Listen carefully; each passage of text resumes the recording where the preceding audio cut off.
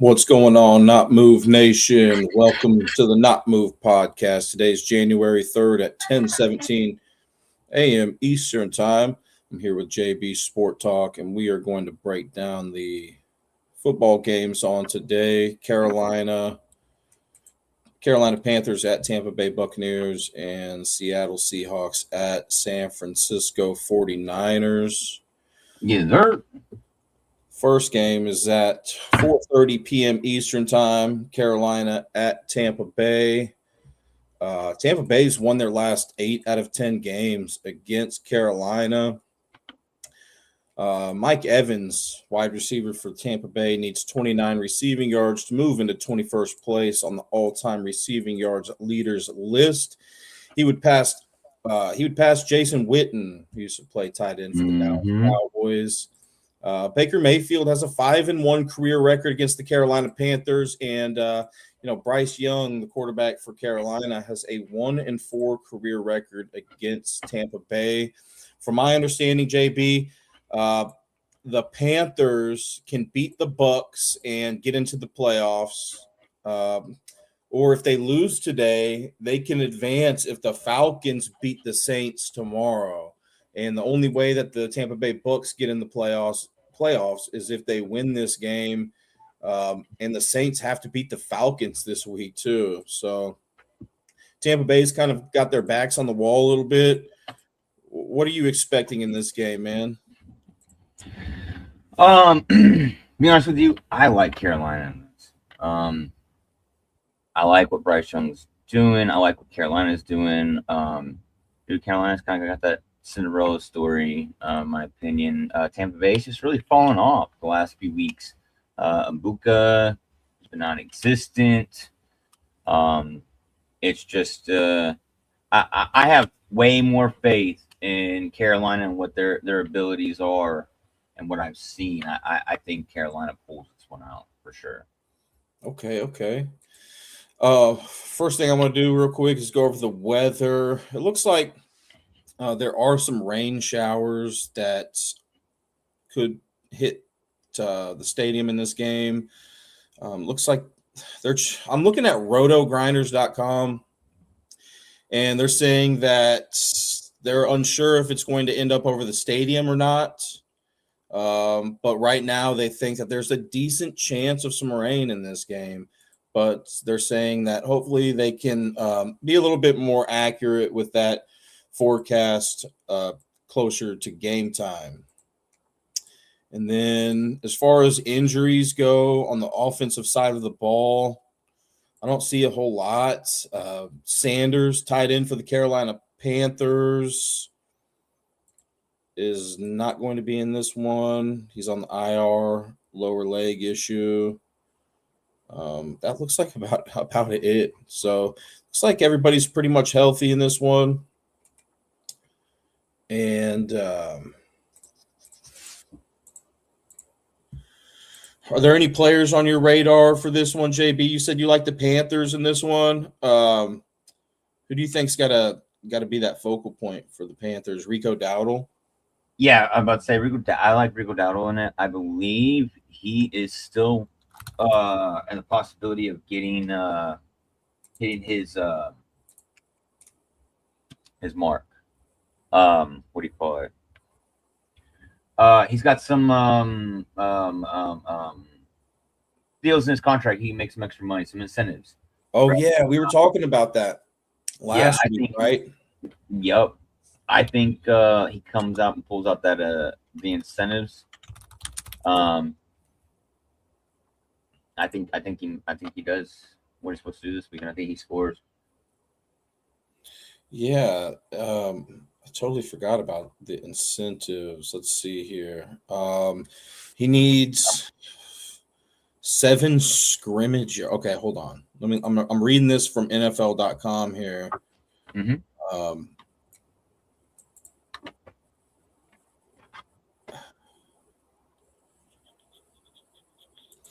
Looks like he just needs 7 scrimmage yards is what I'm seeing to get $1 million bonus. Just 7? Yeah, I could have sworn I saw something last week that he needs a touchdown too to reach an incentive. Yeah, he does. He does need a touchdown. I know he needs a touchdown. So he has. Then that must be two different incentives. He must have an incentive for touchdowns and an incentive for the yards, obviously, from what you're stating. Yeah, he does need a touchdown, is what I'm seeing here. Yeah, he needs a touchdown, and I believe he needs that as well. So, yeah. So, do you think he gets into the end zone today and reaches that incentive? I think you were saying that you think he does. Yes, I think he does. Absolutely. I know last week they were really trying to get him in there and get his incentives. I think this week is an incentive-based week for everybody, realistically, unless you're like one of them teams. But I think everybody's going to be hitting their incentives today. So I think if anybody is close and on your radar for today and this weekend, week 18, I say go ahead, shoot your shot, and you could hit. You could definitely hit this weekend. I always have to look at the concerns that I have of Dowdle and other players getting into the end zone. One concern that I have is that Dowdle has played 3 career games against Tampa Bay and has never gotten to the end zone against them. Also, Tampa Bay was above average this season in defending running backs from rushing into the end zone. But receiving, they've allowed 4 receiving touchdowns to running backs. I wonder if Dowdle has received any touchdowns this season. It looks like 1 is what I'm seeing. He's only received 1. So I'd have to lean towards him not getting into the end zone today. I think not just because of the reasons that I just said, but also I'm leaning towards Tampa Bay getting this game. So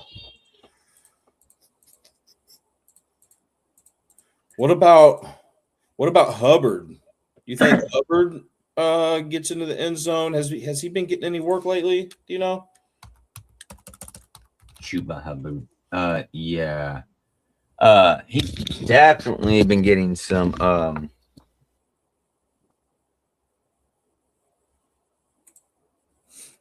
just gonna look at the previous game or two. Yeah, he's definitely been getting some work. Sorry, I changed my mic. Oh, you're good. This is crazy. Sorry, my headphones just messed up. Let's see. The last game that he played, he only had 4 carries for 12 yards. The game before that, only 6 carries for 27 yards. When's the last time Hubbard got into the end zone? It's 4 weeks ago. He is due. I mean, I like his history more than Dowdle, but I do give Dowdle bigger upside to get into the end zone. Hubbard's played 8 career games against Tampa Bay. He's scored a touchdown in 3 of those games, but things have changed since then, and he's not necessarily the guy they're looking for to score. It's Dowdle out of those 2, So yes. I'm a big I'm big on Dowdle this week. I have been in the last couple of weeks, because of his incentives. But I think, like I said, I think this is where he could hit it. Mike Evans needs to answer your question there, Blessed Up P. Mike Evans needs 29 receiving yards to move into 21st place on the all-time receiving yards leaders list. That was one of the only milestones that I saw for this game in regards to moving up on the all-time leaders rankings. There could be some other milestones that could Southgate. I just haven't had time to look into that. First fan here. I'd love to see Carolina come from the depths and beat Tampa. Y'all deserve it. Yeah, I want to see. I want to see. Dude, I would love to see Carolina do it. Rico saved your fantasy. That's crazy, man. You know, Carolina does like to run the ball relative to other teams in the league in regards to their play calling percentage. They rank 24th in pass play percentage. So, yeah, they like to run the ball. And Tampa Bay is pretty balanced. They rank 14th in passing play percentage. So, what I will say is that Tampa Bay allows the most receiving yards to running backs out of every team this in the NFL this season. So if you guys like receiving props for any of those Carolina running backs, you know, I could see that. I'm looking at Rico Dowdle's game log. He received 5 targets in his most recent game, 6.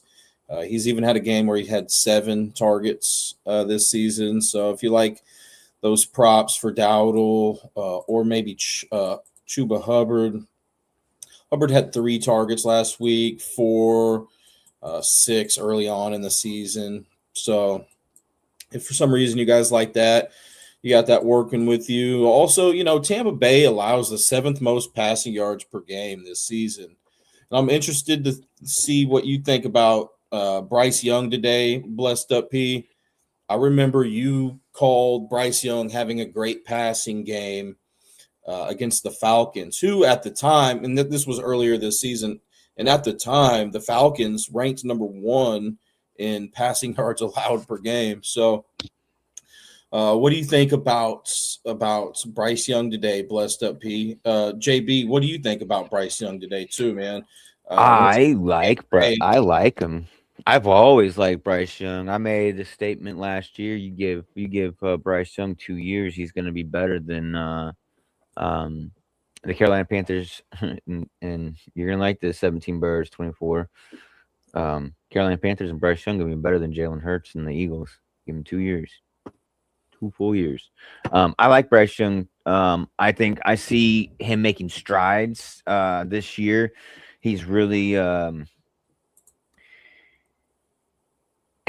he's really came about himself, man. He's since he got benched, man. This guy's been playing ball. I mean, like last week I talked to you guys. I told you guys like I had him for whatever little yards of rushing, and I was gonna take it, bro. And the last 3 or 4 weeks, I think it is at least, he just came away with at least 5 rushes, 30 yards, almost every week. I know, like I think the safe number is like a 20 piece. But yeah, I like Carolina, man. I really do. I see that their offense is more consistent and less. I don't know about more consistent, but they're definitely maybe more consistent. I know they get more than 17 yards in the air in a whole half. I'll tell you that. Yeah. This guy asked, Dominic says Kyren Williams or Mike Evans for flex. Probably Williams. Who, Mike Evans or Kyren Williams? Yeah, actually, probably Mike Evans. Because I think I don't know if the Rams really got too much to play for. Let's see here. Carolina, man. When I was looking earlier this morning, Carolina's defended against wide receiving yards allowed pretty well this season. They've allowed the 10th fewest receiving yards to wide receivers this year. So let me see if they're a little bit more vulnerable to a different position. Yeah, the tight end position looks like they've been a little bit more vulnerable to in regards to yards allowed. And then let me check that running back position.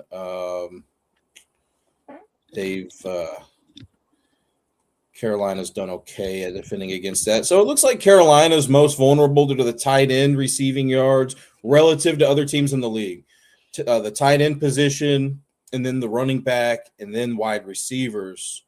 So that has me, maybe looking at Cade Otton a little bit for receiving yards. Panthers. I'm gonna just look up K-Dot and stats against the Panthers real quick. He's never had a touchdown in his 6-game history against the Panthers. We're not talking about touchdowns right this second. We're talking about those receiving yards. He really hasn't had any big receiving yard games either. 64 has been his highest against Carolina. Looks like 15's been his lowest. So, and then who would you say is that receiving back here for Tampa Bay? Bucky, Rachaad White, Sean Tucker, JB. I'm seeing maybe it looks like the receiving back would be like Bucker or White. I mean, not Bucker, but White or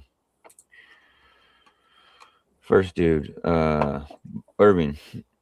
I think the other dude, Tucker at the 44. He's a solid back, but I think he's more running. Rachaad White has 43 targets this season. Bucky has 33.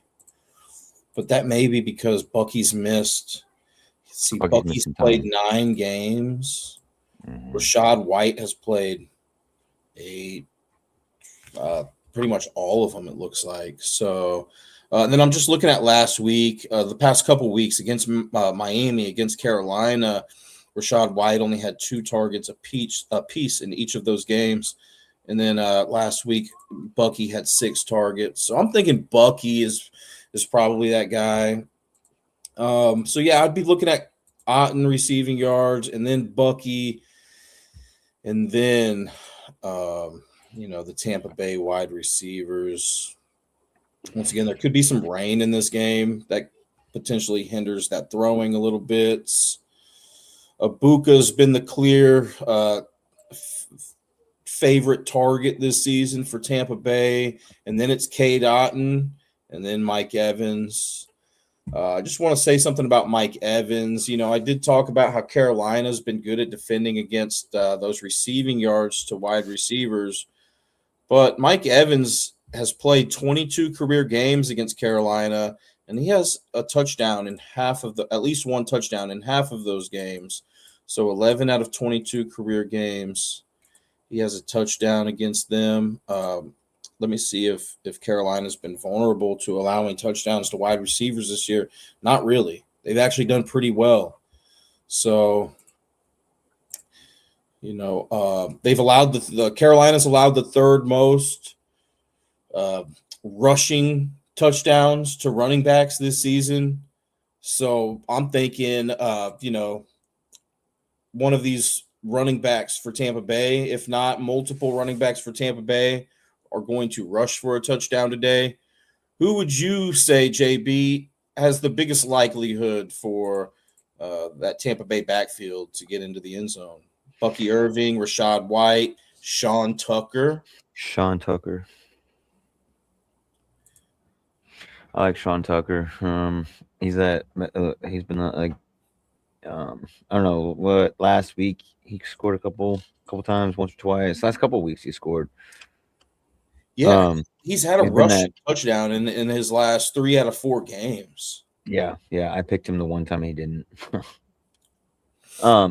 Yeah, I like him. I think he could definitely score. And I know they give him the ball when they're closer to the goal line anyway, so.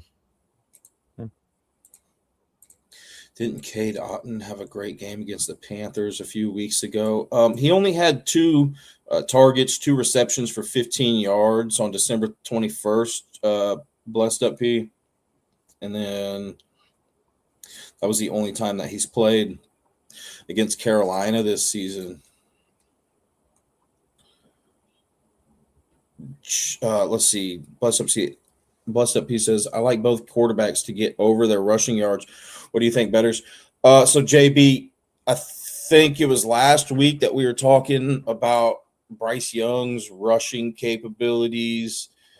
You kind of liked him to run last week. He had 9 rushing attempts, 27 yards, and a touchdown against the Seahawks. This week, he's going up against that Tampa Bay defense who who has allowed the sixth most rushing yards to quarterbacks.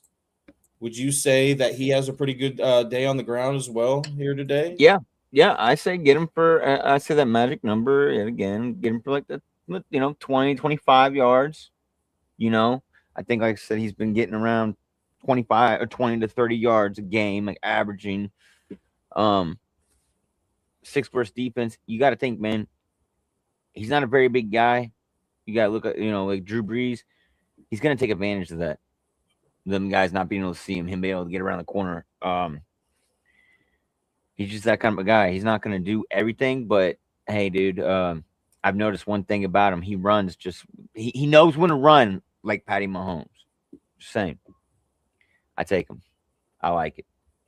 Yeah, he's had at least 15 rushing yards in the past 5 weeks, everyone. So, I'd have to probably lean towards him getting over that as well. If you guys want to look into it a little bit more, you could look at those splits on ESPN.com. This game is being played on grass. So I'll just see real quick, since he's only been in the league for 2 or 3 years now. I'm going to look to see if he has more yards per carry on grass versus turf on here on ESPN.com. This year he has more rushing yards per attempt on grass. Last year it was a little bit more on turf.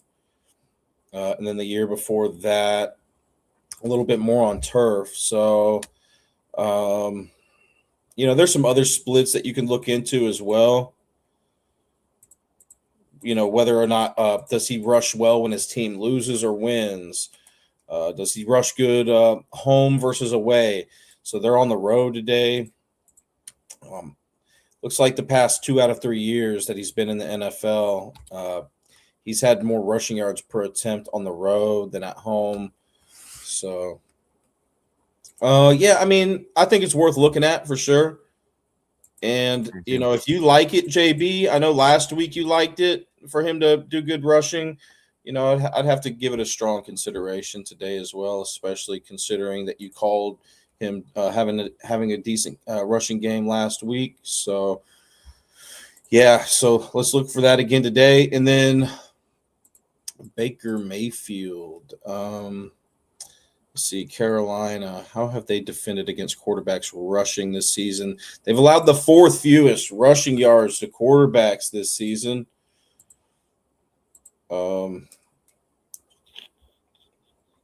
Baker looks like he's been running a little bit. The past 6 out of 7 weeks, he's had at least 16 rushing yards. Tampa Bay played Carolina just a couple of weeks ago. He had 49 rushing yards in that game. I do just want to mention real quick that he's never rushed for a touchdown in any career game against Carolina. He's played them 6 times. He's never rushed for a touchdown. And then backtracking to Bryce Young, he's rushed for a touchdown in 1 out of 5 career games against Tampa. So I'd give Bryce Young a little bit more of a stronger likelihood today to get into the end zone than Baker with his feet. But, Carolina, they've defended that pretty well, that rushing attack by opposing quarterbacks. I think they'll continue that, to be honest with you. Yeah. I don't know. What's up, real Ricky? I don't know if I'm going to be looking for Baker rushing. I would lean more towards Bryce Young, just based on what I'm looking at. Obviously, there's some other research that you guys can do throughout the day. This game doesn't start for a little while now. But Baker Mayfield, I'll just look real quick too. Baker Mayfield rushing stats versus Panthers. Let's see if we can find something on that real quick.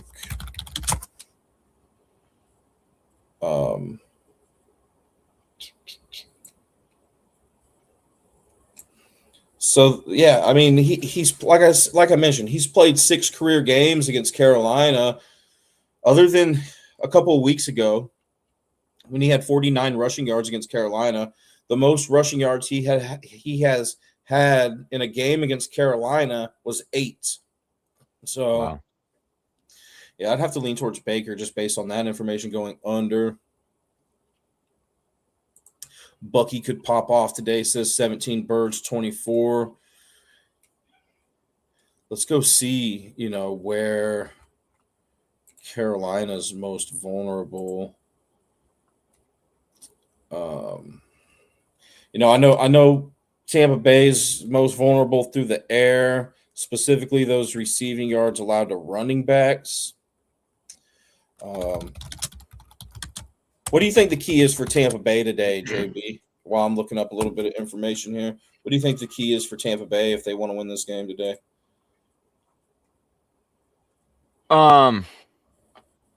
They gotta stop that running game. And They gotta play.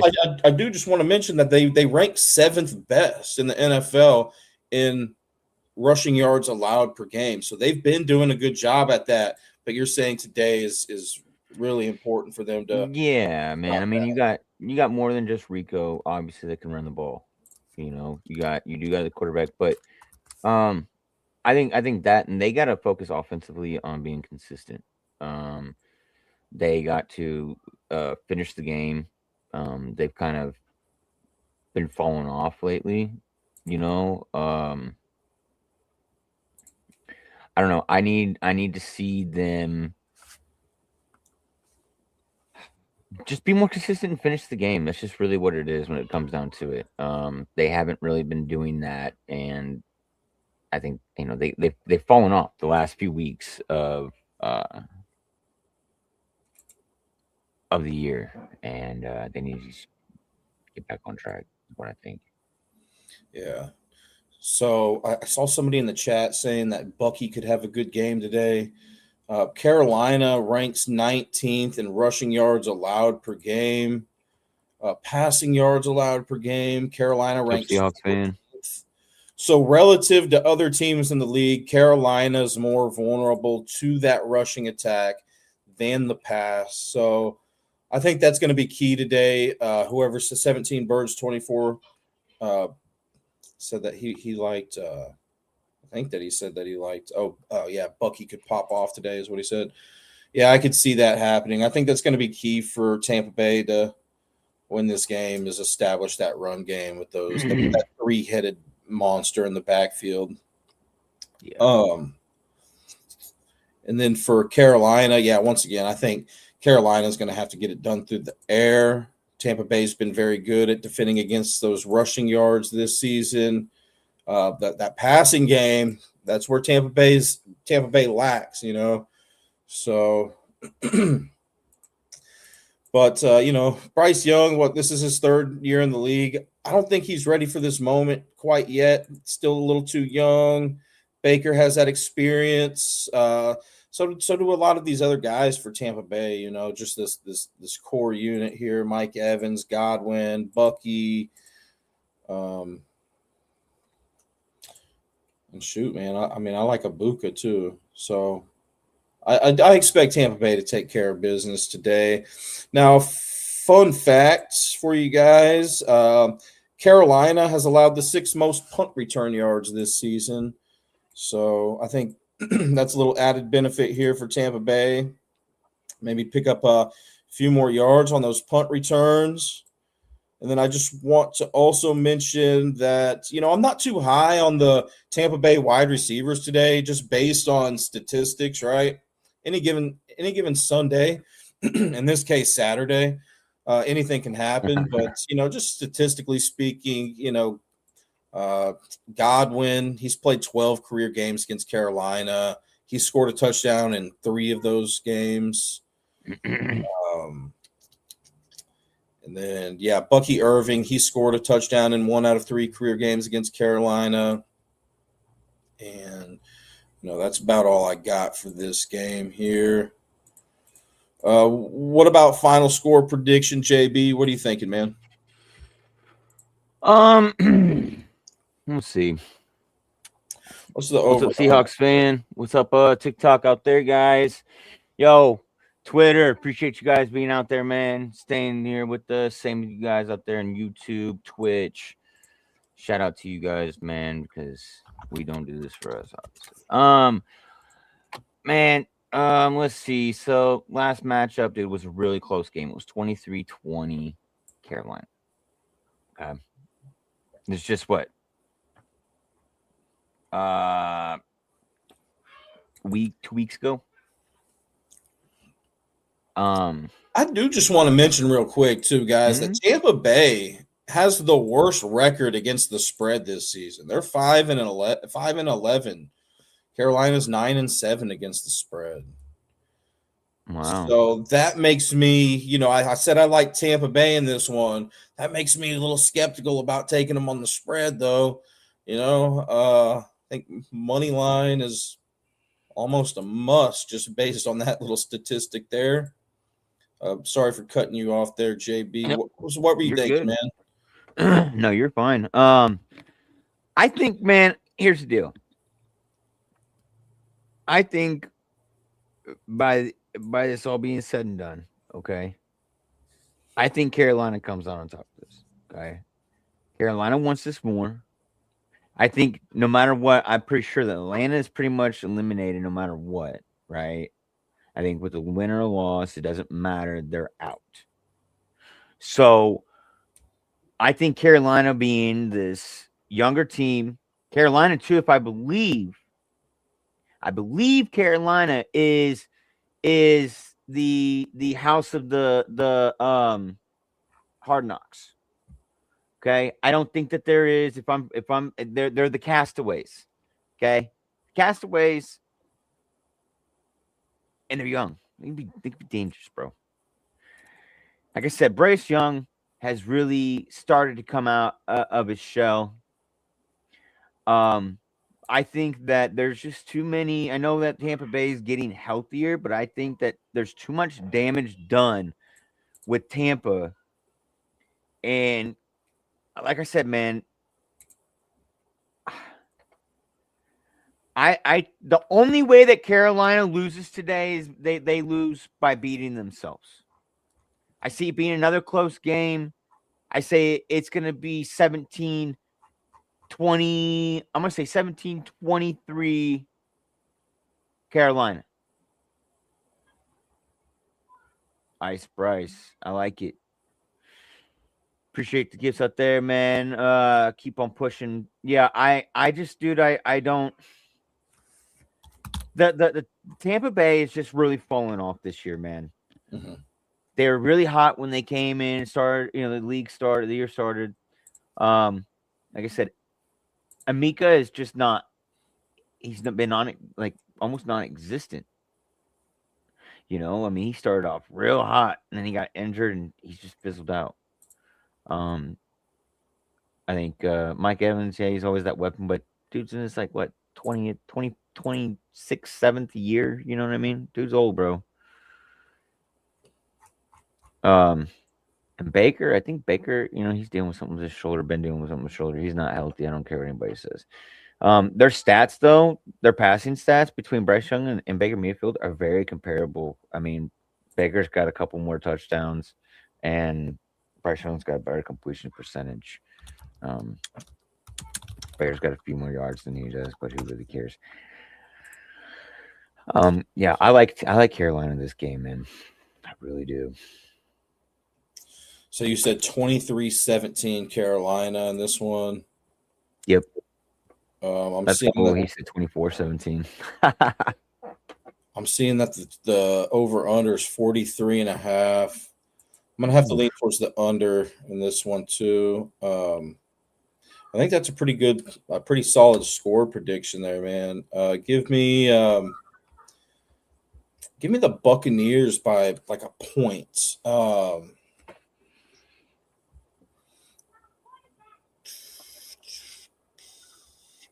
20,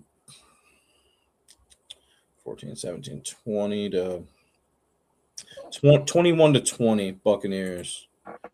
21-20. Okay. Be my prediction there. Bucks win. Don't cover. Ice Bryce, baby. Yeah, he says the Carolina Reaper. I like that. Who would be your favorite Carolina Panther to find the end zone today, JB? You know, I've already mentioned that mine's for Tampa Bay is probably going to be, one of those running backs.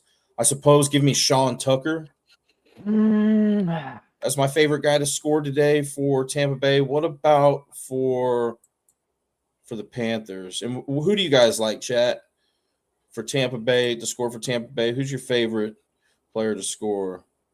And then for Carolina, who would you say, JB? Tampa Bay, man, they've allowed the second most rushing touchdowns to quarterbacks this season.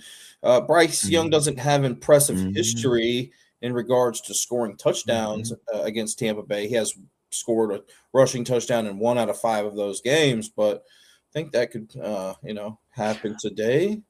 I like McMillan. Ted. Yep, I like Ted. And dude, I'm gonna be honest with you. Before you said that, I was gonna say Bryce Young. Which is crazy. I don't know what he's gotten on the ground. He's gotten 2 touchdowns this year on the ground. That would probably be my favorite guy to get into the end zone today too for Carolina. I really like it. I wonder what the odds are on that shit. It's probably like 3 to 5. I think 3 to 500. I think I'd say. I know. Last week I think he was like 600 plus 600. Yeah, those odds would be good, right? I'm going out on a limb saying Bryce Young is my favorite one, but yeah, I mean, I'm including those odds with it. Yeah, I'm sure they're pretty good. But my other one, I really say Tet, old boy, Carolina Reaper, and Rico Dow, because it is the end of the season, and he doesn't need much to get paid. So I think they're going to get him paid. I think that's the goal today. He's earned it. Fair enough, man. Sounds good. All right. So JB and I are splitting hairs on this game. He likes Carolina. I like Tampa Bay, but I like Tampa Bay more so on that money line. Really just because they're the worst team against the spread this season. I think incentives. It doesn't always happen, right? But I think that, the NFL should already get some good viewership with tomorrow's games. But, this would add another game to look out for if the Buccaneers do win today. That Saints and Falcons game becomes even bigger. Yeah. He gets Rico if he gets in the end zone.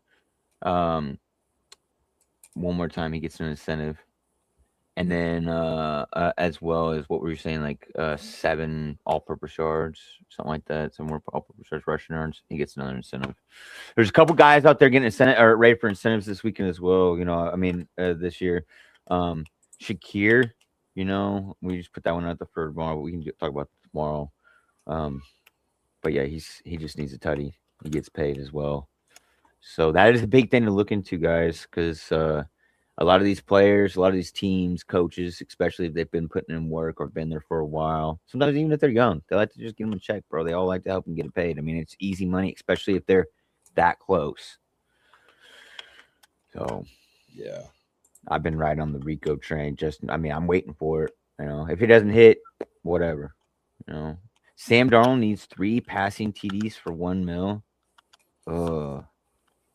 Yeah, let's go into that game a little bit here, and then we'll be back tomorrow morning to break down the rest of those games for tomorrow.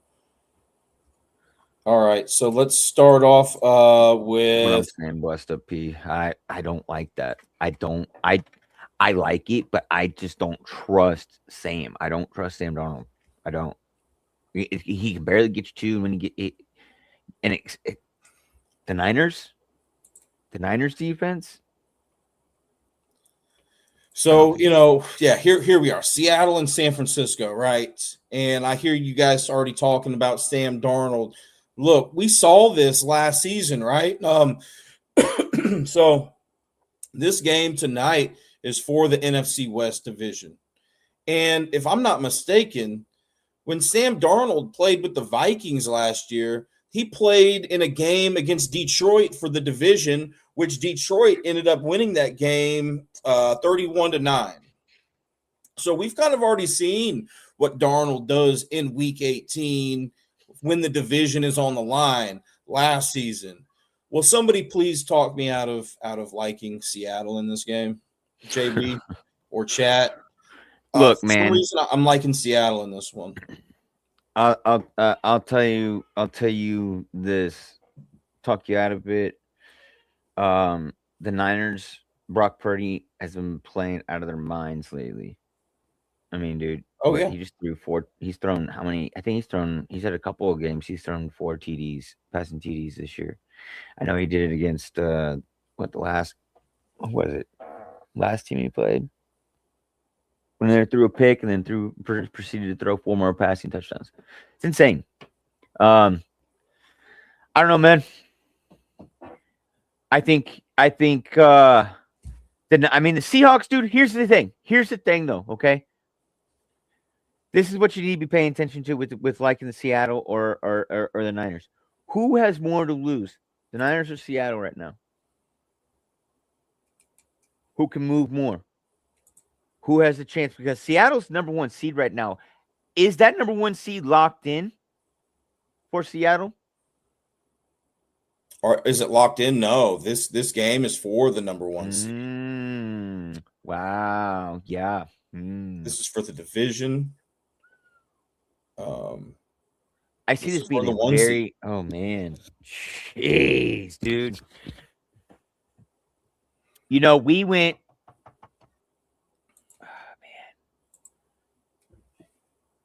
This last week was trash for them too defensively for the Niners. Man. If Brock catches heat and that defense comes out, I think that team could possibly do better just because the Niners could, just because this is like playoff football, it's playoff implications, and he hasn't been very successful later on. Has been, he's gotten to the Super Bowl at least. Shanahan, he could have a little bit more experience there, but man, this is a tough game. Yeah, this is really I'm glad tough. that you mentioned, Shanahan. I was listening to other Not Move podcast members break down the Steelers and Ravens game on the podcast last night. That was a big topic of conversation, where it was Tomlin versus Harbaugh. Who do we have tonight? We have Shanahan versus McDonald. McDonald? Yeah, and to say that he does have playoff experience, but not as a head coach, as a defensive coordinator, and that could be big. He's never had to make the ultimate final say so in those type of games. So I think with that, we're gonna go with that whole narrative, whatever. I think that they hold the upper hand. So San Francisco, they have won the last 4 out of 5 games against Seattle.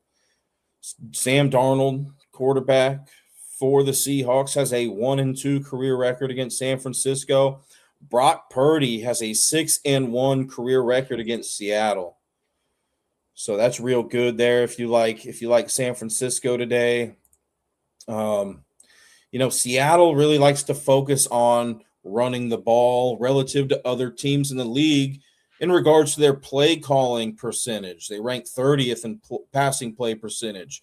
San Francisco, relative to other teams in the league, they pass a little bit more than Seattle does. San Francisco ranks 20th in passing play percentage. But both of these teams do run the ball a little bit more than other teams in the league in regards to play calling percentage.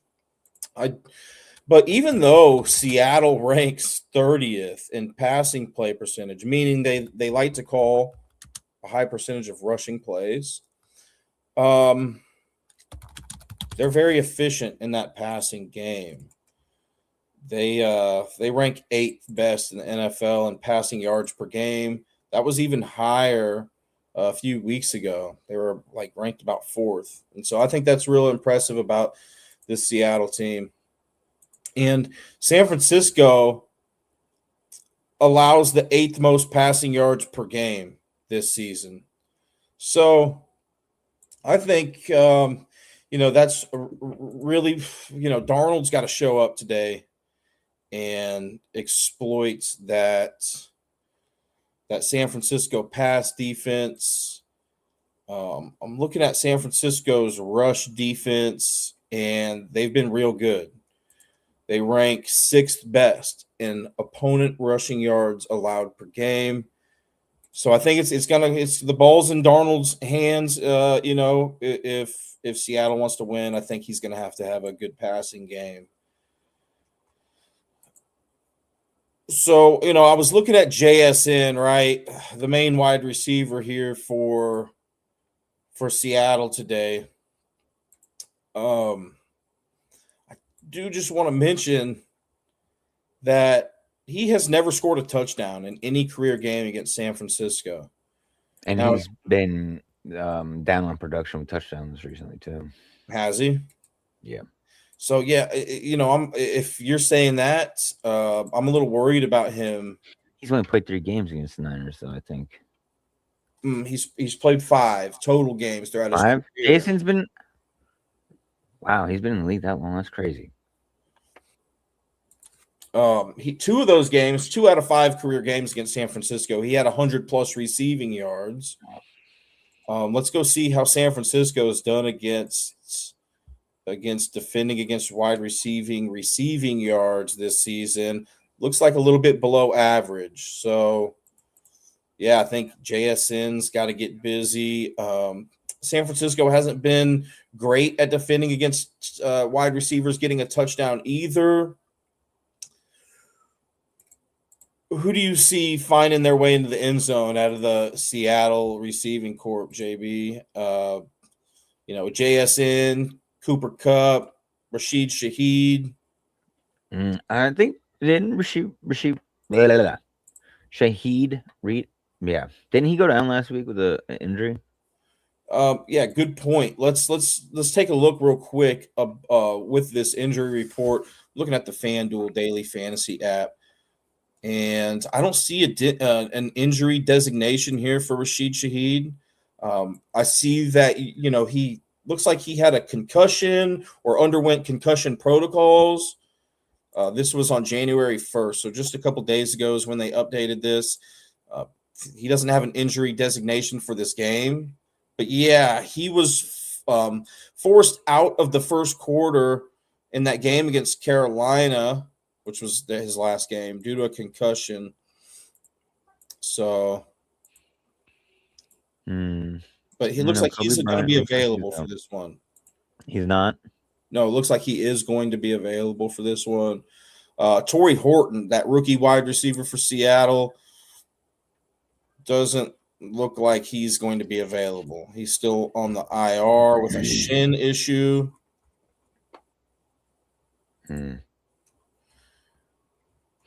Yeah. And I do just want to also say, man, Rashid Shaheed has scored a touchdown in 1 out of 2 career games against San Francisco. He's had 50+ receiving yards in both of those games. And then Cooper Kupp, he's scored at least 1 touchdown in 4 out of 12 career games against San Francisco. He also had 100+ receiving yards in 4 out of 12 career games against them as well. Obviously, this is a different Cooper Kupp than what he once was with Matt Stafford and with the Rams. That was so shortly lived. But is JSN still your favorite wide receiver here today? I mean, yeah, it's kind of got to be, I'm looking at his numbers. He didn't score last week against Carolina, but he did against the Rams, didn't against the Colts, did twice against the Falcons, didn't against the Vikings. It's about every other week he's scoring a touchdown, besides week 5 through 7 that he scored a touchdown every game. Other than that, he's been on and off every other week, besides also week 1 through 2 where he didn't touch the end zone at all. So since week 3, it's been every other game. So he didn't score last week. Going with the trend, every other game he scores this week. So yes, I like JSN for the game, especially with the game being the important of. I didn't realize he's been in the league 3 years. That's crazy. And the importance of the of this game. You know Yeah. what I mean? He's a superstar. Yeah, and like I said, every other week he's getting in the end zone. Trying to. Yeah, here's a time I got to lean towards JSN out of that receiving corp too, getting into the end zone, even though he hasn't scored a touchdown in any career game against San Francisco. Once again, he's played 5 career games against them. And then I guess Shaheed and then Cooper Kupp. But we have a question here from Blessed Up P. He likes Charbonnet for receiving yards or 2 receptions versus Niners or Kenneth Walker. So San Francisco, yeah, they have been below average in yards allowed to that running back position, receiving yards allowed, I should say, to that running back position, and then receptions. Blessed Up P. The San Francisco has allowed the second most receptions to running backs. Kenneth Walker, just the past few weeks, 2 targets, 3 targets, 1 target, 3 targets. So he's looking like anywhere from 1 to 3 targets. Charbonnet, 2, 4, 1, 3. So kind of the same boat. I think, for me, what it would come down to is their history receiving against San Francisco and also those splits, while I'm looking at those splits, do you have any take on that, JB? Or it doesn't even have to be receiving. Like, who do you think for Seattle has to step up in a bigger way today, or will step up in a bigger way? Charbonnet or Kenneth Walker? Kenneth Walker. I'm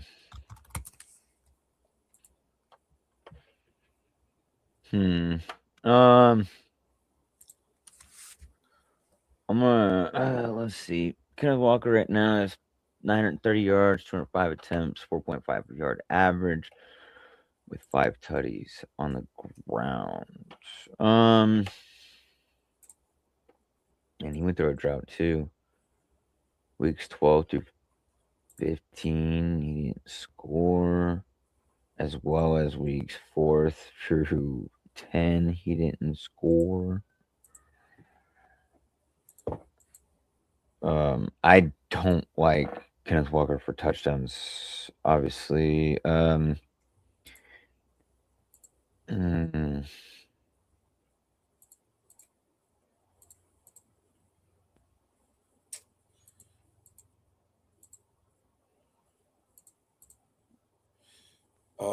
Charbonnet, Ivan.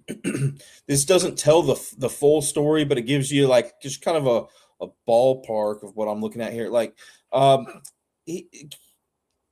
Zach Charbonnet has more yards per catch when his team loses rather than wins in every season that he's played in, and this is his 3rd season. So if you like Seattle to lose today, so if you like San Francisco to win, I would have to lean more towards Charbonnet's receiving yards based on that split. And and then Kenneth Walker. I'm trying to find a solid split here for Kenneth Walker. And the past 3 seasons, blessed up P, Kenneth Walker has had more yards per reception when his team wins rather than loses. So if you like Seattle to win today, I would lean more towards probably Kenneth Walker. Obviously, there's some other stuff you could look at, but just, based on these splits, I think it's tough, picking one of the two because they're about equal in that passing attack.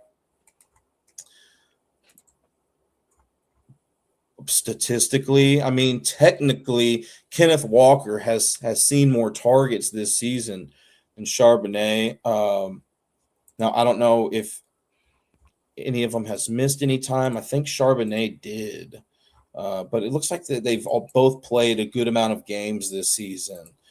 So, once again, Kenneth Walker has 32 total targets this season compared to Charbonnet's 20.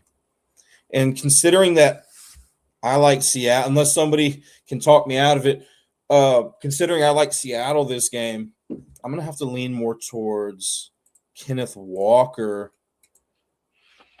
getting having a better receiving game.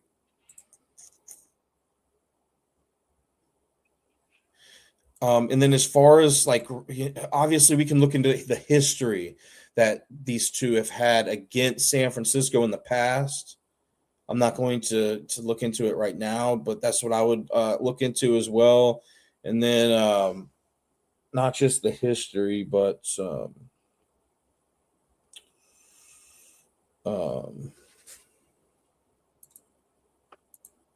forgot what I was going to say, but yeah, right now I'd be leaning more to I would definitely give the receptions consideration to blessed up B because San Francisco has allowed the second most receptions to running backs this season. So relative to other teams in the league, San Francisco is more vulnerable to receptions allowed to that running back position than receiving yards, although they are below average in both of those categories. Fellas, Brian Robinson Jr. rushing line is way too low, 14.5. This is a super lock. No? What do you think, JB? I don't like it. I mean, I've seen that they've been getting more touches recently. He's been doing a little bit better. So I mean, it might be gold. But from what I remember on early in the year, I do not like it. You'd have to be leaning away towards that. I just want to see his stats versus the Seahawks. I guess we could look that up. I mean, he's gone over that line a lot lately. Then if that's shit. Let's see. He's played 2 career games against Seattle. He had 8 rushing attempts and 9 rushing attempts in both of those games. Maybe he played against Seattle in the playoffs too. I don't know. I'm not going to look into it. But this is for regular season. So he's played 2 regular season games against them. He had 8 and 9 carries in both of those games. What has he been getting lately? 4, 5, 9, 8. So I think, this could be dependent on how many rush attempts he gets. And, he's gone over that line, man, in 2 career games, both career games against Seattle. So I'm liking it, man. Yeah. And, rushing yards allowed by San Francisco to the running back position. Or not San Francisco, Seattle. That's a concern, man. They've allowed the 4th fewest rushing yards to running backs. Seattle has.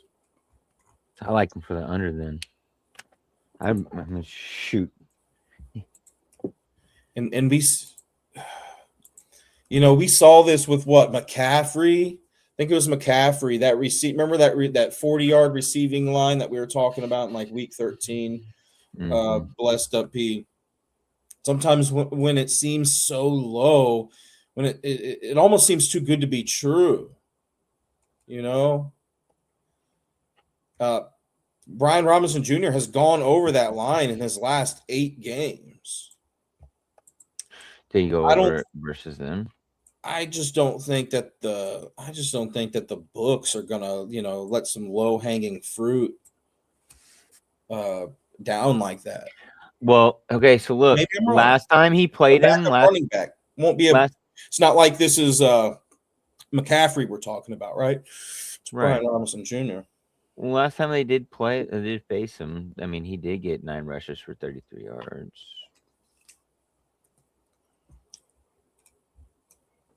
Nine yards was his longest. I mean, that's half of it right there, more than half of it. I don't know, man. It could be some really good money. Seattle, just looking to see how they've done as a team in regards to yardage allowed to that rushing attack this season. They've allowed the 3rd fewest rushing yards per game this season. They rank 12th in passing yards allowed per game. So, I think that San Francisco is going to have to throw the ball on this one to get the win.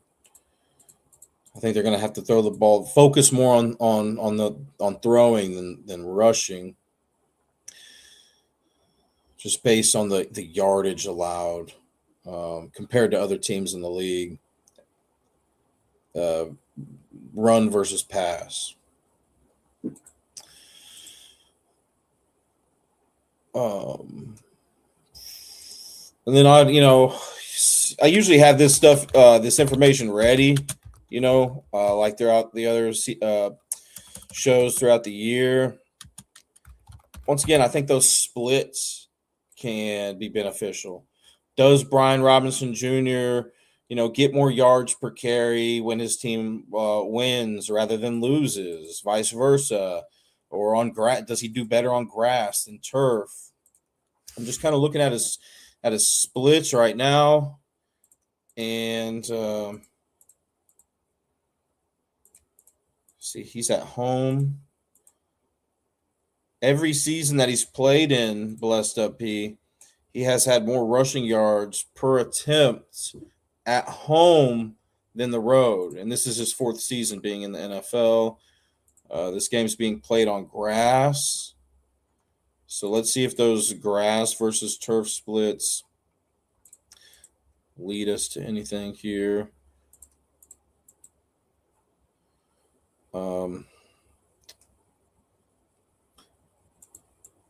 So you don't like it, JB? The Brian Robinson over those rushing yards?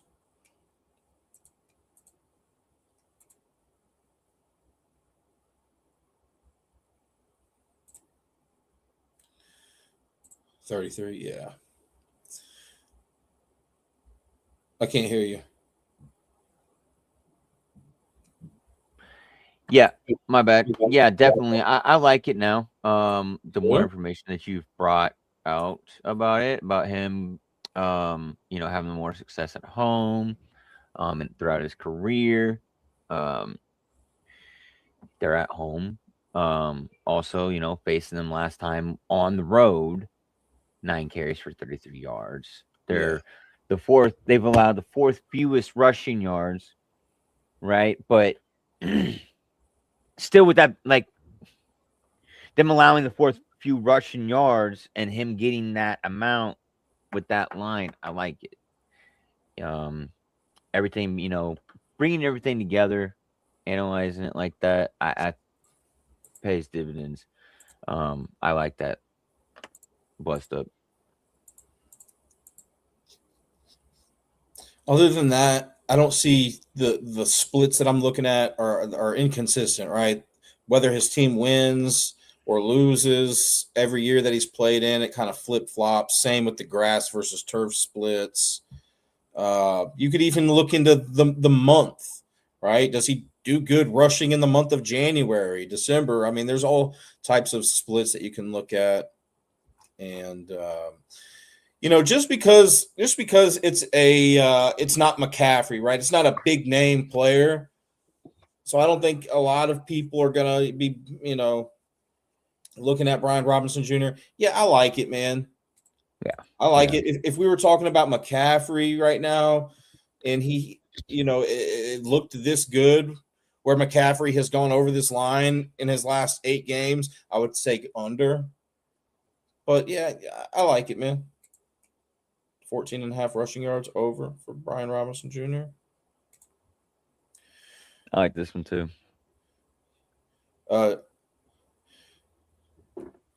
Jasuk? Kyle Juszczyk. Yeah, there we go. Yeah, Juszczyk. Juszczyk. Kyle, something like over 6.5 receiving yards.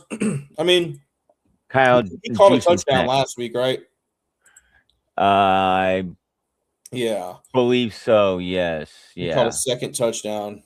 Yeah. Last week. Yeah. Blessed Up CP said over 6.5, right? Mm-hmm. I mean, he's gone over that a lot this season, man. 4, 5, 6, 7, 8, 9, 10, 11 games. 11 games this season out of what? 17? Yep. 2, 4, 6. What's up, Seahawks, man? Out of 15. 11 out of 15 games this season. He's gone over that. I would maybe, look at that history here.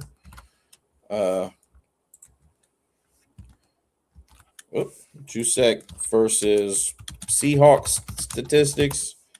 See how many times he's gone over that throughout his career against Seattle. What's up, Philly? Looks like he's had some decent receiving games against Seattle throughout his history, man. So, and then how does Seattle do against defending against the running back receiving yards? Seattle has allowed the 6th most receiving yards to running backs this season. Receptions, Seattle has allowed the most receptions to running backs this season. So I wouldn't just necessarily look at him, but also McCaffrey. We talked about McCaffrey last week and how important Christian McCaffrey has been to San Francisco's pass game. Well, as of late, looks like he's been doing a little bit more on the ground. Yeah. What do you expect today for McCaffrey, JB? Do you expect him to do better in the rushing game or passing game? I got to look for the passing game, man. I'm going to say the passing, yeah. And I think that because like last week or last time that they played, McCaffrey had 9 receptions, 73 yards. He was targeted 10 times. Longest was 25 yards, 62 yards yak. Rushing, dude. He had 22 attempts for 69 yards. And that is just I agree. I mean, with those two numbers, I mean they hit over 100 yards on the ground between the two of them. The 3 of them. Brock Purdy had 5 attempts, 17 yards too. Keep that in mind, guys. Brock Purdy last week also ran for 2 tutties. Keep that in mind as well. Playoff football. When you see your quarterback running on the field, you're about to win that game. You got a very good chance. Your quarterback's all in. I like McCaffrey in the air better than on the ground. Absolutely. Before we talk about this game, before we talk about this game anymore, I just want to say that I'm looking at rotogrinders.com, their weather report. It looks like this game has a good chance for some rain as well. Looks like winds around 10 to 15 miles per hour, sustained wind gusts around 25 miles per hour. And then there were 2 notable injuries that I saw. George Kittle questionable to play with an ankle issue. Now he missed San Francisco's last game, right? So once again, yeah, Kittle's questionable to play, but what I'm seeing is that they expect him to play. He's trending in the right direction. So, and that's big for San Francisco because Seattle has allowed the 5th most receiving yards to tight ends this season. So I think that's big for San Francisco if they can have Kittle in there. And then Ricky Pearsall, he's dealing with a knee/ankle issue. He's listed as questionable to play in this game as well. So those are the 2 notable injuries that I see that we need to keep up to date with leading up to game time. Tight end, George Kittle for San Francisco. Wide receiver, Ricky Pearsall for San Francisco. But once again, yeah, it looks like Kittle's going to play. Anyways, what were we just talking about? McCaffrey. So, the entire world has access to this information, right? You're seeing Seattle allows the most receptions to running backs. Seattle allows the 6th most receiving yards to running backs. Automatically, I think everybody's going to, a lot of people, I should say, not everybody, a lot of people are going to be interested in potentially playing McCaffrey receptions and or receiving yards. What is his line at? And you said that you're leaning more towards him doing good on in the receiving game, JB?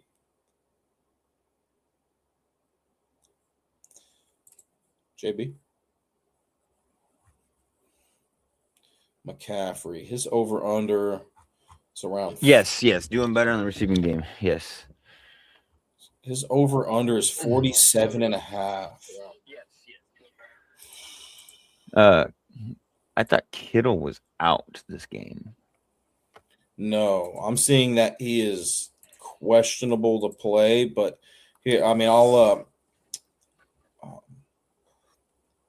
seeing that he's absolutely expects to play, and he's trending in the right direction to suit up.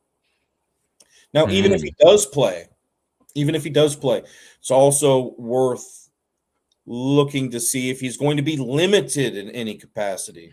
Sometimes, even though players play, they don't necessarily get their full workload. So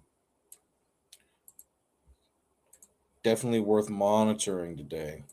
Right.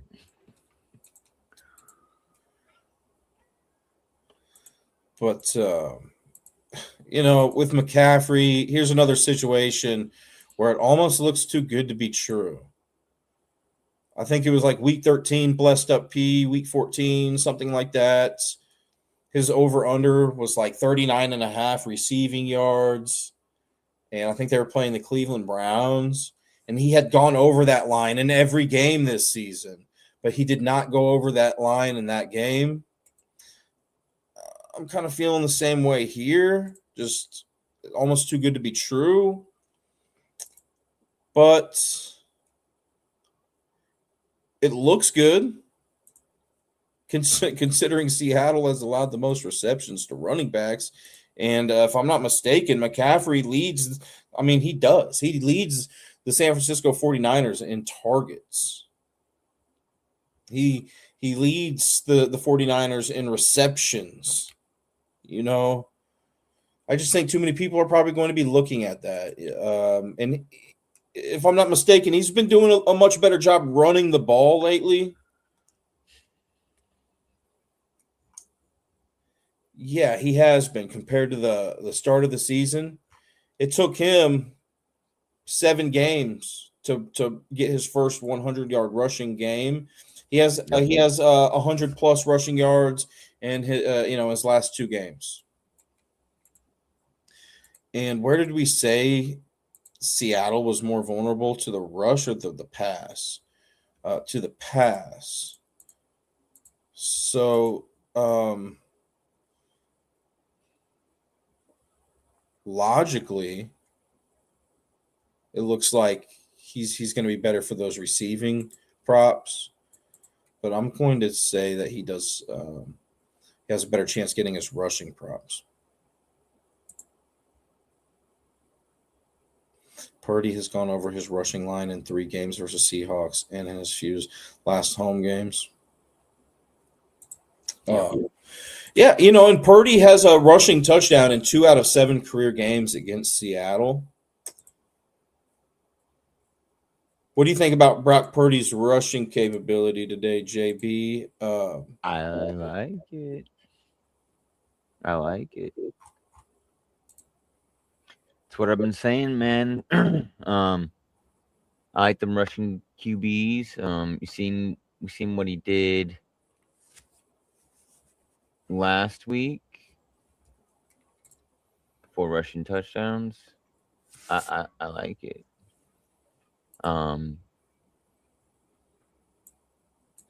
Yeah, I don't see no reason that he couldn't get in for a touchdown. Like I said, last time they played as well, he had some. He got into the end zone, I think. I know he had some. Maybe he didn't get in the end zone. Let's see. Stats. Rushing. Purdy. Oh no, he didn't get in the end zone, but he had 17 yards on the ground. I said he's been doing it. So I mean, I like it. I like the possibility.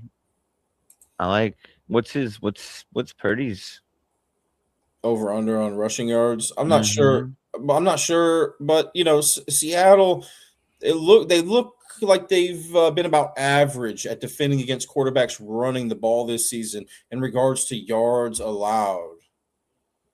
So, then did Purdy play them earlier this year? Yeah, had 17 rushing yards. Yep. 17 rushing yards. So,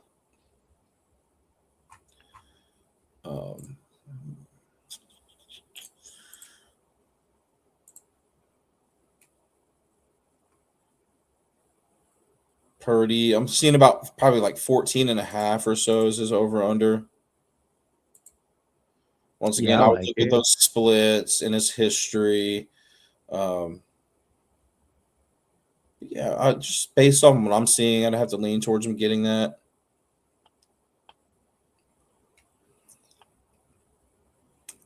But I mean, I can't have McCaffrey, Robinson, and Purdy all going over their rushing lines, can I? I mean, especially since Seattle's got a good rush defense. Why couldn't you? Because those are all right. You're picking out. Okay, so Brian Robinson's 14 and a half yards, right? Yeah, 15 and a half is what I'm seeing on this book. Could be 14 and a half on other books. So yeah. I'm just going by what he said. I think he said it was 14 and a half. Yeah, he said 14 and a half. So it's probably, it might have went up. Whatever. Okay, so you want to say why or they couldn't? Okay, why couldn't they? Because what is McCaffrey's is at? I think 69 and a half. Yeah, 69 and a half. Okay, so his I kind of stayed away from because last time they played, he went 22 for 69 yards. But Purdy and Robinson last time they faced him went 9 for 33 and 5 for 17. That's over. Why can't they all hit? I mean, McCaffrey maybe not. Maybe go on the under, and the other ones give them on the over. Yeah. You know what I mean? I mean, I know they are the 4th best, but that 4th fewest team allowed over 100 yards on the ground, 119. So, as a collective unit, and guess what? That collective unit consisted of those 3 guys. Do just want to mention, and this is, steering away from the topic at hand, but going back to those incentives, I think you said Darnold needs some things to happen today. 150 passing yards and 3 passing touchdowns to reach to get some extra money in his pocket here. Let's see.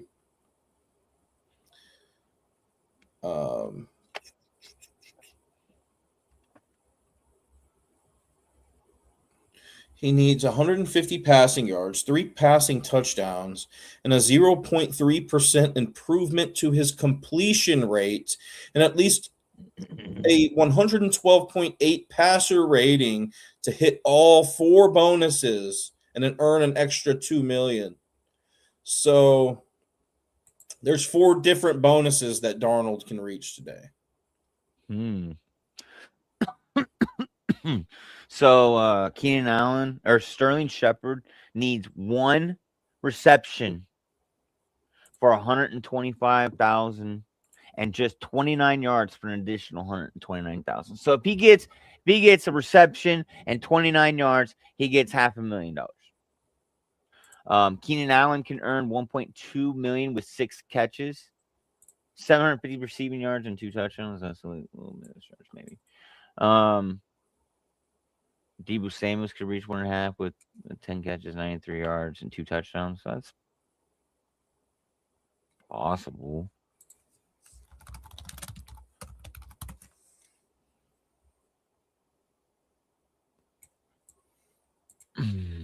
There's a list of them. My God, I'm trying to see. Yeah, that's what I'm kind of seeing too. Tony Pollard needs 66 rushing yards against Jacksonville, guys, for another $500,000. Kendrick Bourne, wide receiver for San Francisco. Looks like he has some extra incentives to play for today. He needs 7 receptions and 49 receiving yards to get some extra money. Hunter Henry needs 5 receptions against the Dolphins, guys, for 250. I just want to see how many times Kendrick Bourne has maybe. Dawson Knox, 7 yards. Tied in for the Bills. Yeah. Dawson Knox. I mentioned that Kendrick Bourne needs 7 receptions to hit an incentive today. He has only had 7+ receptions in 1 out of 7 regular season games against Seattle. So it's possible, but history's working against him in that regard. And then I said 49+ receiving yards for Kendrick Bourne. I think he has a better chance at that. He's hit 49+ receiving yards in 3 out of 7 career games against Seattle.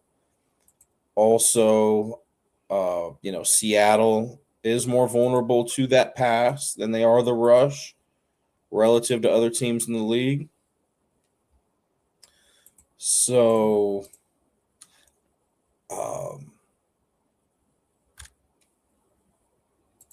what's he been doing lately? Kendrick Bourne hasn't been getting a whole lot of work, but a little bit. I mean, the last time he's had 47+ receiving yards, or 49+, was 9 weeks ago. So it's been a while.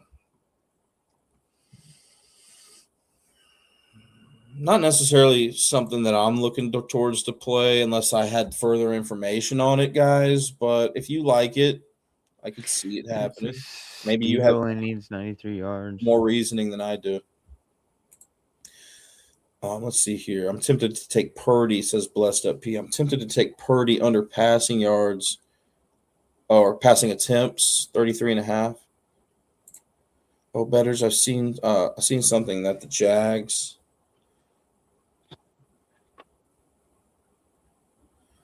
The Jags haven't given up more than 60 rushing yards this season to opponents. Pollard's line is at 80.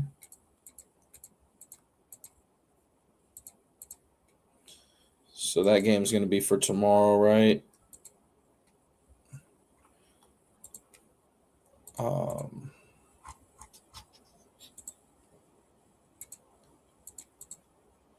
Jacksonville. Yeah, I mean, Jacksonville has allowed the fewest rushing yards this season. I think, it also comes down to, is Jacksonville playing for anything, Blessed Up P? Does that game mean anything for them?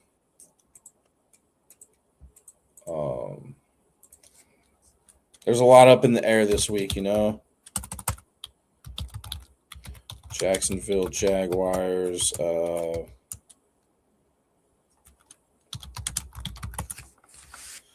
Let's see if they're playing for anything.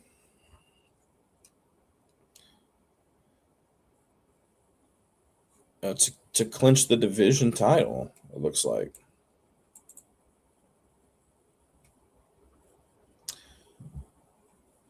Yeah, I mean, that seems 67.5.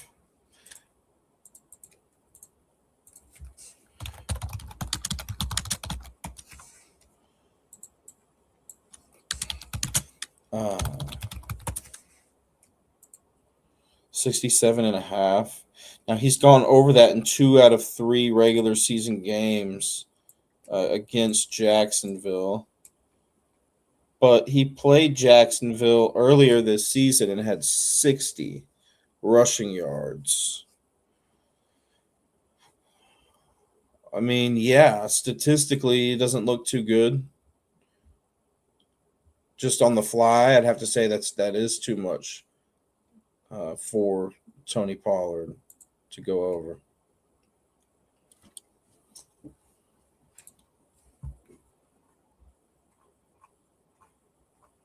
And then, Jawan Jennings, back to this San Francisco game. I know we've kind of been all over the place. Jawan Jennings, wide receiver for San Francisco, needs 9 receptions to. The reason why Pollard's number is at 67.5 is because he needs 66 yards to hit that milestone. Oh. Yeah. Okay. He needs 66 yards to get paid. So that makes sense why it says that. There's a bunch of defensive ones too, but yeah, like Debo needs 93 yards. Knox needs 7 yards. I'm seeing that right now too. 66. Yeah.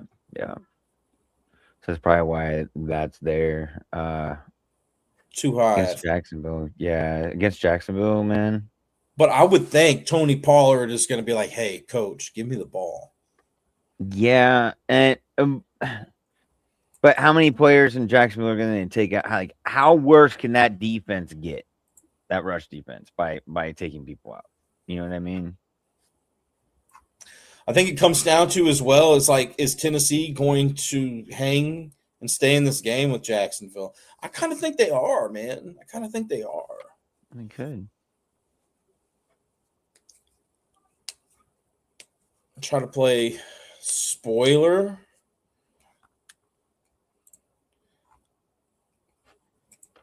Because it looks like Jacksonville's playing for the division. Yeah, against Houston, right? Yeah. That's who they're competing for, competing with for that divisional title.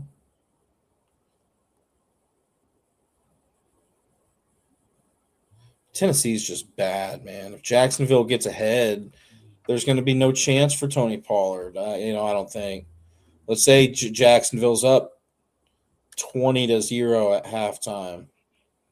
I don't think Tony Pollard's going to be seeing too many more carries. So it all depends on, I think it all depends on whether or not you think Tennessee's going to hang with them or not. I kind of feeling Tennessee is going to hang with Jacksonville a little bit in this one. I still think that statistically, man, that it just doesn't make sense. Right.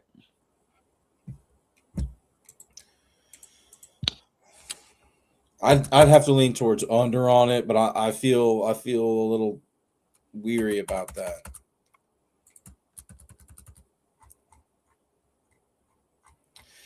Okay, so back to this Seattle and San Francisco game today. I'm just going to run through a few little stats here. McCaffrey, the running back for San Francisco, has scored a touchdown in 5 out of 8 career games against Seattle. If you're thinking about taking McCaffrey for 2+ touchdowns today, he has had 2+ touchdowns in 3 out of 8 career games against Seattle. He's had 100+ rushing yards in 5 out of 8 career games against Seattle. And he's had 70 plus receiving yards in 3 out of 8 career games against Seattle. George Kittle, tight end for San Francisco, has scored a touchdown in 5 out of 15 career games against Seattle. He's had 2+ touchdowns in 3 out of 15 career games against Seattle. He had a game where he had 181 receiving yards against Seattle. Once again, Seattle allows the 5th most receiving yards to tight ends this season. So I'm thinking the max that he can get, which is a lot, is 181. And then the most receptions he's had against Seattle throughout his career is 9. Yeah, your guy, JB, Demarcus Robinson, has had a touchdown in 2 out of 5 career games against Seattle, although he wasn't targeted in one of those games. So it was more like 2 out of 4. What do you think about Demarcus Robinson's chances to get into the end zone today? I like it. I like it. I always like Demarcus Robinson though. I think he can get in there for a tutty. I think he got in last week. Yeah, 2 weeks ago. It was his only game with a touchdown this season. Yeah. I don't know. I don't think he's really And that was a primetime game, right? It was San Fran and Indianapolis, right? That was primetime, right? Like Monday Night Football. Mm-hmm. So is this. Yep. And this is a primetime game here. I think he gets it, man. I really do. I like it. It's Monday for a sleeper. I think that's a solid sleeper, man. 2 out of 5 career games, more like 2 out of 4 career games against Seattle. He's had a touchdown. And I just want to mention Jawan Jennings has only scored a touchdown in 1 out of 10 career games against Seattle. And Ricky Pearsall has scored a touchdown in 0 out of 2 career games against Seattle. Obviously, history doesn't mean everything, but I like looking at that type of stuff. There's a lot of stuff that I like to, look at, just if I have the time for it or not. Leading up to game time, once again, I think those splits on ESPN.com are valuable when you're looking at, does this player do better at home or the road? Does this player do better on grass or turf? Once again, guys, both of these games are being played on grass today.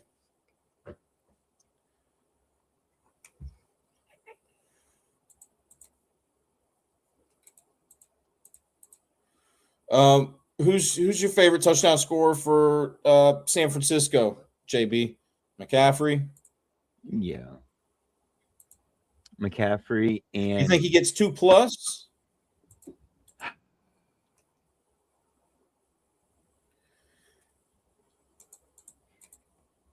I don't know about that. Yeah, that's out on a limb a little bit there. Yeah. I do think though that Brock Purdy gets in the end zone as well. Yeah. I think Brock Purdy runs one in. Like I said, he ran one. I think he's run a couple in this year, and last week it was 2 on the ground. Yeah. And I like Brock, man. I like Brock this week. They said they are at home. They are the fourth best against the run, man. I think they could do it though. Yeah, he says, "Teach me how to Dougie." Yeah, he was doing it, man. He was doing it. Yeah, Seattle's done real good at keeping running backs out of the end zone this season, man. So I'm a little skeptical about McCaffrey getting into the end zone today. I think my favorite player for Seattle, or who was for San Francisco to get into the end zone, is going to be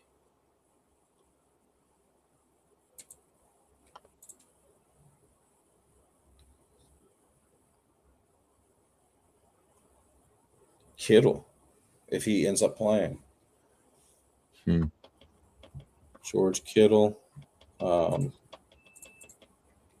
That's where Seattle looks like they're most vulnerable relative to other teams in the league, and touchdowns allowed. I got you right here. Robert Tongens. Yeah, Tonges, whatever his name is. tongs. Give me a TD and some receptions from that guy. That guy was doing his thing last week too. I had some money riding with him. Blessed Up, he says Seahawk games lately been nothing but field goals. I'm gonna take Jason Myers for 1.5 field goals. Who do you guys like in this game, chat? I mean,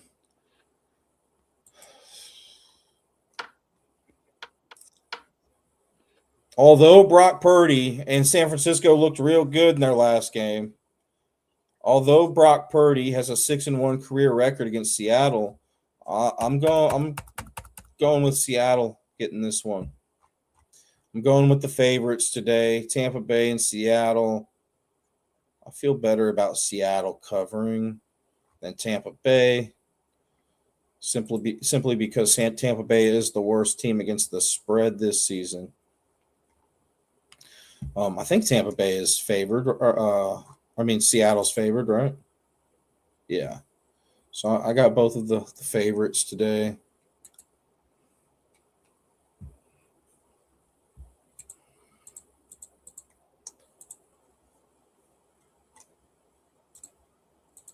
Yeah, I mean, it gets pretty crazy, about seeding implications and playoff implications for this game, JB. What I'm seeing is that if the Seahawks win this game today, they win the division, they clinch the number 1 seed. But if they lose, then they will be the number 5 seed and visit the Buccaneers or Panthers in the first round of the playoffs. The 49ers, if they win this game, they win the division and get the 1 seed. But if they lose, they'll get the 5 seed if the Rams lose tomorrow, or the 6 seed if the Rams win tomorrow. So, yeah, it gets pretty crazy with the seeding and stuff this time of year. If this team wins and all these other things happen, then this team will be seeded this. What? Fun fact, Seattle has allowed the 11th most punt return yards this season. So if you like somebody for San Francisco returning punts, they can pick up some yards that way. I think it's is Sky Moore still returning punts there, JB? I think it's Sky Moore, who used to play with your Chiefs. I don't know if you're still with us or not, JB, but yeah, they're. I just got back. Oh, you're cool, man. San Francisco, yeah, Sky Moore. Yeah, he had a fumble against them last time they played. Oh, really? Yeah.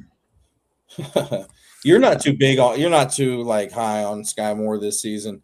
Now No, the only thing that I'm high on is the fact that he's became the best punt returner in NFL. He currently ranks 10th in the 10th best in the NFL in punt return yards this season. Okay, 10. And Seattle has allowed the 11th most punt return yards, so I think that's beneficial for Seattle or for San Francisco.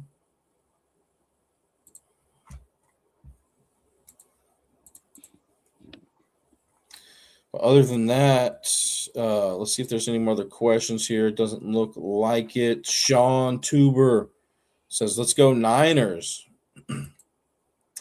Yeah, man. I mean, these games are tough to call, but I'm gonna have to lean towards Seattle and Tampa today. You like San Francisco in this game, JB?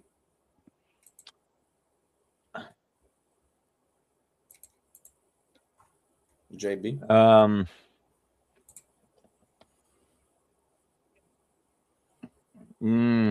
Yeah, probably. Yeah. They're at them being at home. Yeah. You know, San Francisco, they've allowed a good amount of touchdowns to tight ends this season. So I just want to mention AJ Barner. If you guys like AJ Barner getting a touchdown today, you got that working for you. That's more of a sleepier player on a primetime game that I don't think a whole lot of people will be looking at scoring a touchdown. So maybe nice, bust up. Hey, I got a couple of members that live out there, man. I got a guy actually lives in Atlantic City, Coach Common, and Southgate. He stays pretty close, and we got a buddy, Otis. He used to he goes out there all the time. He's always out there. Our final scores, I didn't even notice this until now, but I'm going to do my final scores of what AI did right there. 24-17, Carolina. 31, San Francisco. QR codes were covering it up and the brand. But once I seen that, yeah, that's going to be my final score predictions. I'm going to go with AI and see, why not? I'm not losing any money or sleep on it. I like that, but give me the reverse. Give me the reverse there. I think I say AI's got the scores right on those games, but the winner's wrong. All right. Ooh.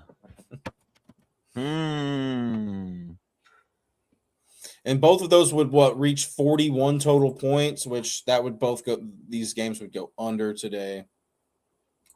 Wow. I think that's what we're gonna go with. We're gonna go with the under. We're gonna do both these scores. Why not? What time are we doing the live tomorrow, JB? Like 9 a.m. Eastern time? Yeah, that's fine with me. Thanks for bearing with me today, guys. Usually I'm a little bit more prepared, but haven't had as much time to do research lately. And I'm doing a lot of the research on the fly. It'll be the same thing tomorrow. I'll have a little bit of research prepped, but I'm doing a lot of the research on the fly as well. I don't know if anybody else from Not Move wants to join us tomorrow. Well, that'll be cool too. I know we had Bag with us last week. That was a good show. Really appreciate you guys for tuning into that show. I think we had that was awesome. I think we had over 550 views on that show just on YouTube, guys. Something views. So we really appreciate you guys. Blessed Up, he says, I need you on your A game tomorrow, Betters and JB. Hey, trust me. I'm gonna see about getting a couple guys up here. Tomorrow maybe like A Train or something. I know. At Southgate. See, because they had some. I know a couple weeks ago we filled in a little bit, tried to do a little show on Sunday, and A Train threw out a lot of bangers. He called A Train 2 touchdowns. He called a couple games. He called a bunch of stuff. Crazy thing is, he didn't. But he hit. He's got some good insight. He really looks into it. One thing that's really cool with him is he looks into it. A lot of it I've noticed from a fantasy style. And see, they have good insight. Other members on the Not Move podcast, not only do they have good insight, but whenever we have at least one other person in here, 2 other people, and I don't have research prepared, gives me a little bit more time to do research on the fly. So a little more room, yeah. I'll definitely be talking to some guys today. We gave out some good picks last week, JB, against the spread. Yep. I know all of us, me, and Bag, had more right than wrong, so that's cool. Yeah, it's always awesome. That is always awesome. It's not always going to be like that, but yeah, it's nice when you see see the ball go through the hoop. What's up, Tinez? NMP, baby. Oh, speaking of Tinez, if you guys are not hyped up about that Ravens and Steelers game tomorrow night, go check out the Not Move podcast from last night. They had Tinez, Bag, Coach Common, and Grimm breaking down that game. I got to be honest with you, JB. I mean, yeah, I'm looking forward to it, but I'm looking forward to it even more now after listening to those guys break that game down. Yeah, they were really insightful, man. Yeah. They were really insightful on it, dude, and really on point. They got a lot of good hey, that's what's up, blessed up. Yes, sir. It was, dude, I was they first off and foremost, man, shout out to Gremlin for producing that show. Did a awesome job. He's pretty new to it, and you couldn't tell, Yeah. He did his thing on it. Coach Common and him bring the energy to their show every week, every time that they're on a show, period. Them guys got the energy. But all four of them are just really, really insightful and knowledgeable about their respected teams and the players that play for them. Some of them got some, they got great takes. I mean, Bag, he made the take, before the season that right after the draft that the Chiefs were going to miss the playoffs. Did a pretty good job on that. But yeah, man, they did their thing, man. And you guys go check that out, man. It's the Steelers Ravens hate week. You guys, all about it. On top of that, man, you guys, we got some good edits on there as well on TikTok of the Ravens Steelers hate week as well. I see you guys over there on Twitter. I appreciate you guys so much. Everybody on TikTok, we see you guys everywhere. Kittle, Kittle is, as the reports say, I didn't think he would, but Butters has reported that he's trending that way. Yeah, what I'm seeing here, I'm looking at the FanDuel Daily Fantasy app. I'll do you one better and go over to rotowire.com, ROTO wire.com. I'll click on George Kittle's name here. They technically have him listed as questionable, but if you read a little bit more into it, it says that he absolutely expects to play, and he appears to be trending in the right direction to suit up. Looks like they're saying that ultimately his status will be confirmed about 90 minutes before kickoff. Cool. So, and even if he does play, I would check to see if he's going to be limited at all or have a snaps count limitation or anything like that. But I like Kittle. I like Kittle tonight to get into the end zone if he does play and he's not limited.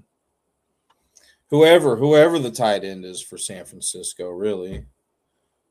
I think that's where Seattle's most vulnerable. In touchdowns allowed, Seattle's pretty locked down on all of these positions in regards to touchdowns allowed this season relative to other teams in the league. So we'll see if that San Francisco offense can continue that spark tonight.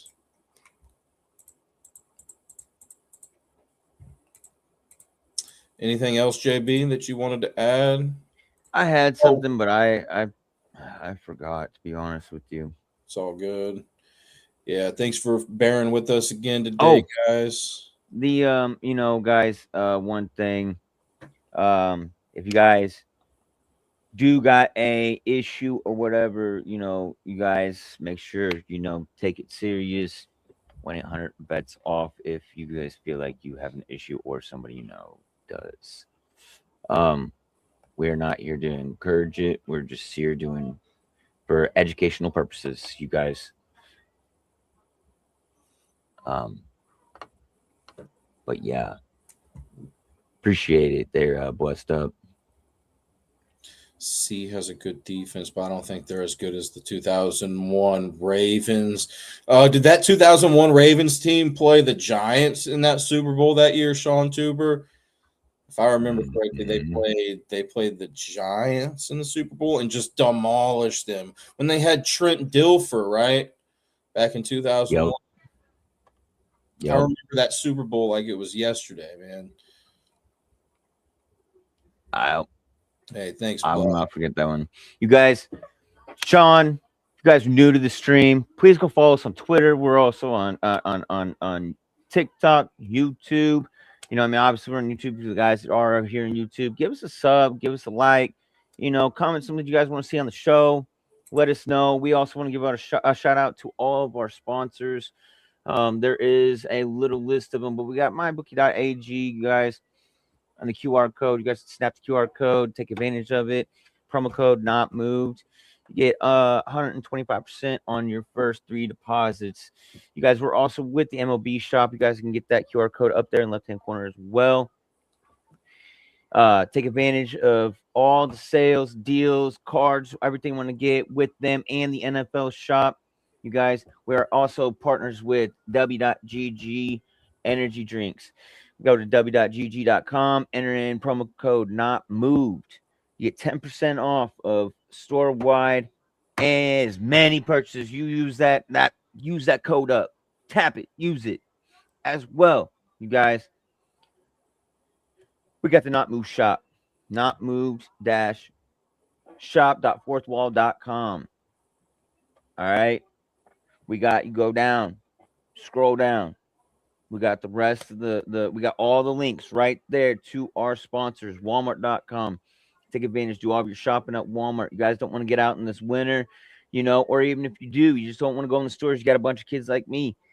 Use the app, pull up, they load it, or they'll bring it right to your door. You ain't got to worry about it. Guys, we do NFL, jersey, MLB, and NBA jersey raffles. We do giveaways. We raffled off and gave away, or we gave away a jersey not too long ago on donations. We also did with the subscriptions for Madden 26. We're gonna be doing more of those this year. Man, we appreciate you all the subs and followers, man. We wouldn't be nothing without you guys. Yeah, you guys.